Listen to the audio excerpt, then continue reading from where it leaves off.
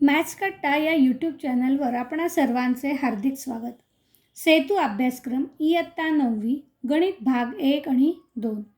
मुलांनो, सेतू अभ्यासक्रमाचा आजचा 36वा दिवस आहे. आज आपण समचलन आणि व्यस्त चलन यांची संकल्पना आणि त्यावर आधारित उदाहरणं सोडवणार आहोत. समचलन आणि व्यस्त चलन म्हणजेच इंग्रजी माध्यमाच्या मुलांनी बघा डायरेक्ट अँड इनडायरेक्ट व्हेरिएशन. समचलन म्हणजे डायरेक्ट व्हेरिएशन, व्यस्त चलन म्हणजे इनडायरेक्ट व्हेरिएशन. आता याचा अर्थ काय असतो आपण ते समजून घेऊया. जेव्हा दोन व्हेरिएबल असतील एक्स आणि वाय, या दोन व्हेरिएबलमध्ये समचलन असेल असं केव्हा म्हणतात? एक्स आणि वाय ह्या दोन व्हेरिएबलमध्ये डायरेक्ट व्हेरिएशन म्हणजे समचलन असतं, समचलन असेल असं केव्हा म्हणतात? जेव्हा या दोघांचे गुणोत्तर ही प्रत्येक वेळेला समान संख्या असेल. म्हणजेच x upon y is a constant number, suppose that constant be k. Okay. आता डायरेक्ट व्हेरिएशनचा अर्थ दैनंदिन जीवनामध्ये सुद्धा आपल्याला समजून घेता येईल की जर एका वस्तूची किंमत वाढवली आणि त्यावर अवलंबून असलेल्या दुसऱ्या राशीची किंमत जर वाढत असेल तर त्याला समचलन म्हणतात, म्हणजे डायरेक्ट व्हेरिएशन. मुलांनो, याचं एक साधं उदाहरण बघा. जर तुम्ही पुस्तकं घ्यायला गेलात बाजारामध्ये आणि तुम्ही एकच पुस्तक विकत घेतलं तर तुम्हाला जी किंमत लागणार आहे, जे पैसे द्यावे लागणार आहेत, त्यापेक्षा समजा जर तुम्ही पुस्तकांची संख्या वाढवली तर त्यासाठी लागणाऱ्या किमतीसाठीचे पैसे सुद्धा वाढणार आहेत. बरोबर आहे? म्हणजे किंमत पुस्तकांची संख्या वाढवली तर किंमत वाढते, म्हणजेच एक राशी वाढवली तर दुसरी राशी पण वाढते. ओके. म्हणजेच याला म्हणतात डायरेक्ट व्हेरिएशन. मग एक्स आणि वाय या दोन व्हेरिएबलमध्ये डायरेक्ट व्हेरिएशन असतं, म्हणजेच त्यांचा रेशो हा कॉन्स्टंट असतो. समजलं? आता दुसरा प्रकार आहे इनडायरेक्ट व्हेरिएशन. एक्स आणि वाय ह्या व्हेरिएबलमध्ये इनडायरेक्ट व्हेरिएशन असेल असं केव्हा म्हणतात? तर एक्स आणि वाय यांचा मल्टिप्लिकेशन हा कॉन्स्टंट नंबर असेल तर आपण त्याला इनडायरेक्ट व्हेरिएशन असं म्हणतो. आता इनडायरेक्ट व्हेरिएशनचा दैनंदिन जीवनामध्ये अर्थ काय होतो? तर एका क्वांटिटीची किंमत वाढवल्यानंतर दुसऱ्या क्वांटिटीची किंमत ही कमी होणार आहे त्या तुलनेत. म्हणजे एखादं काम करण्यासाठी लागणारे मजूर आणि त्या काम पूर्ण होण्यासाठी लागणारे दिवस या दोन क्वांटिटींचा जर विचार केला तर मजुरांची संख्या वाढवली तर आपोआपच काम लवकर होणार आहे, म्हणजे कामाला लागणारे दिवस काय होतील? कमी होतील. मजुरांची संख्या वाढवली तर कामाला लागणारे दिवस कमी होत आहेत, म्हणजेच हे याला म्हणतात इनडायरेक्ट व्हेरिएशन किंवा व्यस्त चलन. या दोन उदाहरणांद्वारे तुम्हाला समचलन आणि व्यस्त चलन यांची संकल्पना अतिशय अचूक समजली असेल. आता फक्त हे लक्षात ठेवा की डायरेक्ट व्हेरिएशनमध्ये रेशो कॉन्स्टंट असतो आणि इनडायरेक्ट व्हेरिएशनमध्ये मल्टिप्लिकेशन कॉन्स्टंट असतं. ते जर लक्षात असेल तर तुम्हाला आता पुढची कुठलीही उदाहरणं बरोबर सोडवता येतील. आता आपल्याला एखादी सारणी दिलेली असते आणि क्वेश्चन असतो, जर एक्स समचलन वाय, तर चलन कसं लिहितात बघा. समचलन म्हणजे डायरेक्ट इथे असं चिन्ह असतं, बरोबर. एक्स हे चलनाचं चिन्ह आणि पुढे वाय, याला म्हणायचं समचलन. आणि व्यस्त चलन असेल तेव्हा वाय हाचा व्यस्त त्या ठिकाणी लिहिलेला असतो. समजलं? तर आता एक्स आणि वाय यांच्यामध्ये कोणतं चलन आहे? समचलन आहे, डायरेक्ट व्हेरिएशन आहे. बरोबर. तर आपल्याला ही सारणी कंप्लीट करायची आहे, हा टेबल कंप्लीट करायचा आहे. एक्स आणि वायच्या व्हॅल्यूज दिलेल्या आहेत, काही ठिकाणी एक्सच्या दिल्या आहेत, काही ठिकाणी वायच्या दिलेल्या आहेत आणि त्या उरलेल्या किमती आपल्याला कंप्लीट काढायच्या आहेत. ओके. आता आपण उदाहरण बघूया. पहिलं उदाहरण, आता x upon y is equal to 1/8 आहे. इथे काय दिलेलं आहे? एक्स आणि वाय हे 1 आणि 8 ह्या व्हॅल्यू दिलेल्या आहेत. ही पहिली पेअर आहे. एक्स जर 1 असेल तर वायची किंमत 8 असते. मग एक्स डायरेक्ट व्हेरिएशन वाय आहे म्हणजे त्यांचा रेशो इक्वल आहे. मग 1/8 हा इथे रेशो आला. इथला रेशो बघितला तुम्ही 4/32, तर डिवाईड केल्यानंतर आन्सर पुन्हा 1/8च येणार आहे. असं प्रत्येक ठिकाणी होणार आहे, म्हणजेच हा कॉन्स्टंट रेशो असणार आहे तुमचा 1/8. आता आपल्याला ही व्हॅल्यू 56 दिलेली आहे वायची आणि त्यासाठी एक्सची व्हॅल्यू काढायची. मग x/y = 1/8 हे लिहून घ्यायचं आणि त्यानंतर जिथे वायची व्हॅल्यू दिली तिथे वायच्या जागेवरती टाकायची. मग x/56 = 1/8. मग आपल्याला एक्सची व्हॅल्यू काढण्यासाठी क्रॉस मल्टिप्लिकेशन करावं लागेल. मग 8 × x = 1 × 56. एक्सची व्हॅल्यू काढण्यासाठी हा 8 आपल्याला ट्रान्सफर करायचं आहे. मागच्या तासाला आपण बघितलेलं आहे की ट्रान्सफर करताना त्याच्या जी केलेली असते मल्टिप्लिकेशन किंवा डिव्हिजन, जी क्रिया केलेली असते त्याच्या उलट क्रिया करायची. मग इथे डिवाईड होईल. मग 56/8 म्हणजे काय येईल आन्सर 7. म्हणून इथे काय लिहिलं मी 7. समजलं. आता पुढचं एक्झाम्पल बघा. आता इथे एक्सची व्हॅल्यू दिलेली आहे. काय कराल तुम्ही, तर पहिल्यांदा x/y = 1/8 पुन्हा लिहून घ्यायचं आहे. पहिली स्टेप हीच करायची. त्यानंतर एक्सची व्हॅल्यू टाकायची जी दिलेली आहे ती. तिथे लिहिलं आहे 12/y = 1/8. By cross multiplication y × 1 हे क्रॉस मल्टिप्लिकेशन = 12 × 8. आन्सर येईल y = 96. इथे 96 लिहिता येईल. जर तुम्हाला हे माहीत असेल ना तर तुम्हाला टेबल बरोबर कंप्लीट करता येईल मुलांना. आता आपण इनडायरेक्ट व्हेरिएशनचं एक्झाम्पल टेबल बघूया. A and B are the two variables here. A is indirectly variation proportion with B. Inversely proportion with B. Proportion पण म्हणता येईल किंवा डायरेक्ट व्हेरिएशन इनडायरेक्ट व्हेरिएशन असाही शब्द वापरता येईल. A and B are inversely proportional to each other असं म्हणता येतं. ओके. मग A is inversely proportional to B. पण लिहिताना कसं लिहायचं, A व्हेरिएशनचं साईन आणि 1/B. इन्व्हर्स आहे म्हणून इन्व्हर्स लिहायचा बीचा. आता असं असेल तर आपण काय म्हटलं आहे, त्यांचं मल्टिप्लिकेशन कॉन्स्टंट असतं. म्हणजे A × B is constant number. मग आता तो कॉन्स्टंट नंबर आधी शोधून घ्या. इथे 20 आहे, इथे 6 दोन्ही व्हॅल्यू दिलेल्या आहेत. मग त्या दोन्ही व्हॅल्यू A आणि Bचे टाकल्या मी तिथे, तर आन्सर काय येतं आहे 120. म्हणजे मल्टिप्लिकेशन 120 येणार आहे प्रत्येक ठिकाणी.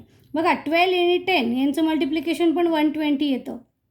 मग आता इथे 60 दिलेलं आहे आणि इथे क्वेश्चन बीची व्हॅल्यू विचारली आहे. मग A × B इज 120. देन Aची व्हॅल्यू 60. 60 × B is = 120. ट्रान्सफर करा 60 राईट साईडला, म्हणजे 120/60 येईल. B is = 2. ही बी व्हॅल्यू लिहिली. आता तसंच इथे बीची व्हॅल्यू दिली आहे, एची काढायची आहे. पुन्हा A × B इज = 120 लिहिलं. बीच्या जागेवरती 40 लिहिला. मग A × 40 इज = 120 झाला. 40 ट्रान्सफर केला, डिवाईड झाला. 120/40 0 0 कट आणि 4ने 12ला डिवाईड केल्यावर आन्सर येईल A इज = 3. अशा प्रकारे इथे 3 असं लिहिता येतं. आता हे झालं टेबलच्या बाबतीत. पण थिरोटिकल एक्झाम्पल कसं विचारलं जातं यावर आधारित ते बघूया. Suppose M is directly proportional to N. बघा इथे, if M is directly proportional to N and M is equal to 154, then N is equal to 7. Then if N is equal to 14, then what is the value of M? बघा, एक pair दिलेली आहे आणि दुसऱ्या पेअरमधली एक value दिलेली आहे. असं असेल तर आपल्याला ह्या एक्झाम्पलप्रमाणेच करता येणार आहे. इथे कोणतं प्रपोर्शन आहे ते आधी लिहा. M is directly proportional to N. This is a direct variation. Therefore, the ratios are equal. Therefore, M/N is equal to K. किंवा आपण असंही लिहू शकतो बघा, M/N is equal to K म्हटलं तर हा N इकडे गेल्यावर मल्टिप्लाय होईल. म्हणजेच M is equal to K × N, where K is a constant of variation. मग यांच्या आता वन पेअर, जी पहिली पेअर आपल्याला दिलेली आहे ती पेअर आपण तिथे घेतली. म्हणजे 154 एमच्या जागेवर लिहिला इज इक्वल टू के तसाच आणि एनची व्हॅल्यू काय लिहिली 7. पुन्हा आपल्याला हा 7 इकडेच आणावा लागणार आहे बघा केची व्हॅल्यू काढण्यासाठी. मग हा इकडे आणला तर काय होईल, तो डिवाईड होईल. म्हणजेच 154/7 इज इक्वल टू के. म्हणजेच केची व्हॅल्यू 22 आली. 7ने डिवाईड केल्यावर काय आलं 22. मग M is equal to 22 × N. असा आपण फॉर्म्युला तयार केला पहिला. त्याला म्हणतात इक्वेशन ऑफ व्हेरिएशन, म्हणजे चलनाचं समीकरण. आता आपल्याला एक्झाम्पलमध्ये जे दिलेलं आहे की n=14 आहे, तर n किती असं विचारलं की नाही. म्हणून आपण इथे पुढे लिहा n=14. Then to find the value of n by using equation number 1. या n ची व्हॅल्यू इक्वेशन 1 मध्ये इथे टाकायची. मग m=22 इंटू 14 आणि मग m काय येईल 308. तसंच आता आपण इनडायरेक्ट व्हेरिएशनचं एक्झाम्पल बघूया.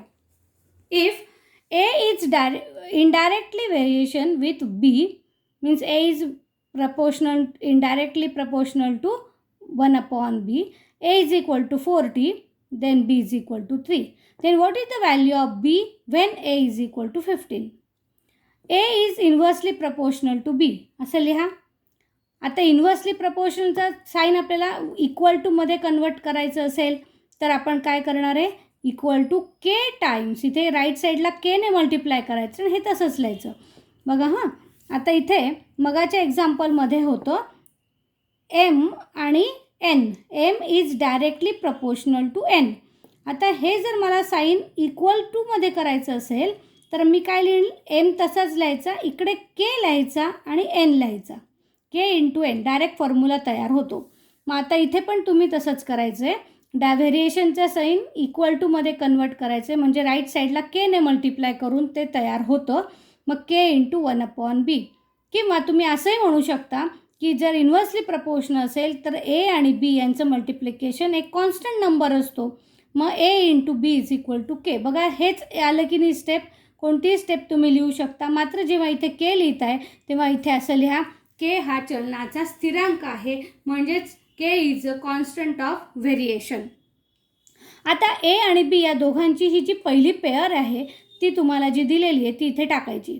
एची व्हॅल्यू 40 आणि बीची व्हॅल्यू 3, म्हणजे केची व्हॅल्यू आली 120. ही आलेली केची व्हॅल्यू पुन्हा या इक्वेशनमध्ये टाकायची. बघा A into B is equal to 120, हे याला म्हणायचं चलनाचं समीकरण, इक्वेशन ऑफ व्हेरिएशन. आता पुढचं क्वेश्चन विचारलं आहे, ए जर 15 असेल तर बी किती. मग आता एची व्हॅल्यू 15 आहे, ती ह्या इक्वेशनमध्ये टाकायची. मग a 15 into B is equal to 120. हा 15 ट्रान्सफर केला तर डिवाइड होईल, म्हणजे 120/15, म्हणजेच बी इज इक्वल टू 8. अशा प्रकारे आपल्याला हे एक्झाम्पल सॉल्व करता येतं. मुलांनो, आजचा हा भाग तुम्हाला समजला असेल तर इथे तुम्हाला स्वाध्याय सोडवायचा आहे. त्याच्या पुढचा सहज सोडवता येईल बघा तुम्हाला हा स्वाध्याय. ही सारणी पूर्ण करा. M is directly proportional to n, म्हणजे काय, m/n इज इक्वल टू के. मग आता हा के काढायचा आहे आपल्याला, कॉन्स्टंट ऑफ व्हेरिएशन. मग पहिली पेअर घेतली मी 2/10. मग 2/10 म्हणजेच 1/5. याला आपण इक्वेशन नंबर 1 दिलं. आता आपल्याला जे विचारलं आहे तिथून सुरुवात करायची. आता m is equal to 5, first question दिला आहे m इज इक्वल टू 5. मग आता mची व्हॅल्यू 5 टाकली मी, n तसाच लिहिला 1/5 cross multiplication, n is equal to 5 into 5 म्हणजे 25. ओके. आता second one, m/n is again equal to 1/5. हां, मग आता mची व्हॅल्यू दिलेली आहे का, नाही, nची व्हॅल्यू दिली आहे 60, nची व्हॅल्यू 60 दिली आहे, मग ती nच्या जागेवर लिहिली. क्रॉस मल्टिप्लिकेशन केलं तर m/60 इज इक्वल टू 1/5, म्हणजे 5 into m is equal to 60 into 1. m is equal to 60/5 म्हणजे 12. Next one, m/n is equal to 1/5, but m is equal to now 18. Third example. मग आता mच्या जागेवर 18 लिहा. 18/n is equal to 1/5. Then n is equal to a into 1, म्हणजे cross multiplication nच राहील. 18 into 5 means 90. Therefore, here answer is 90. Next question. X is inversely proportional to y. Then complete the following table. आता इथे सुद्धा आता indirect variation आहे, म्हणजे त्यांचा प्रॉडक्ट काय आहे, कॉन्स्टंट. आता तो कॉन्स्टंट आपल्याला आधी काढायचा आहे. मग जी पेअर माहिती आहे त्या पेअरवरून आपण तो कॉन्स्टंट काढून घेऊ. इथे लिहायचं ब्रॅकेटमध्ये constant of variation, K is a constant of variation. x 4 दिला आहे, y 25 दिला आहे. मग इथे टाका x 4 25 4 इंटू 25 इट इज 100.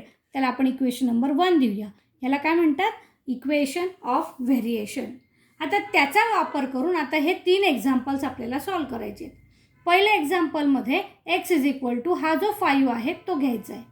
मग इथे एक्सच्या जागेवर 5 टाकला. 5 into y is equal to 100. मग हा 5 ट्रान्सफर केला तो डिवाइड होईल म्हणजे 100/5 म्हणजेच y इज इक्वल टू आला 20. सेकंड एक्झाम्पलमध्ये वायची व्हॅल्यू 10 दिलेली आहे. परत आपण इक्वेशन 1मध्ये वायची व्हॅल्यू टाकली तर x into 10 is equal to 100. 10 transfer केला तर 100ला 10ने डिवाइड झाल्यावर 10 येईल म्हणजे x is equal to 10. Third एक्झाम्पलमध्ये एक्सची व्हॅल्यू 50 दिली आहे. ती परत इक्वेशन 1मध्ये टाकली. मग 50 into y is equal to 100. 50 transfer केला तो डिवाइड झाला म्हणजे y इज इक्वल टू 100/50 म्हणजे वायची व्हॅल्यू आली 2. इथे 2 लिहायची आहे. मुलांनो, हे एक्झाम्पल्स खूप सोपे आहेत. तुम्हाला फक्त कन्सेप्ट समजली पाहिजे. डायरेक्ट व्हेरिएशन म्हणजे रेशो इक्वल आणि इन्व्हर्स व्हेरिएशन म्हणजे प्रॉडक्ट इक्वल. हे लक्षात राहिलं तर कोणतंही एक्झाम्पल याच्यावरचं सॉल्व करता येईल. तुम्हाला आजचा हा भाग समजला असेल तर व्हिडिओ लाईक करा, विद्यार्थ्यांमध्ये शेअर करा आणि चॅनल सबस्क्राईब करायला विसरू नका. धन्यवाद.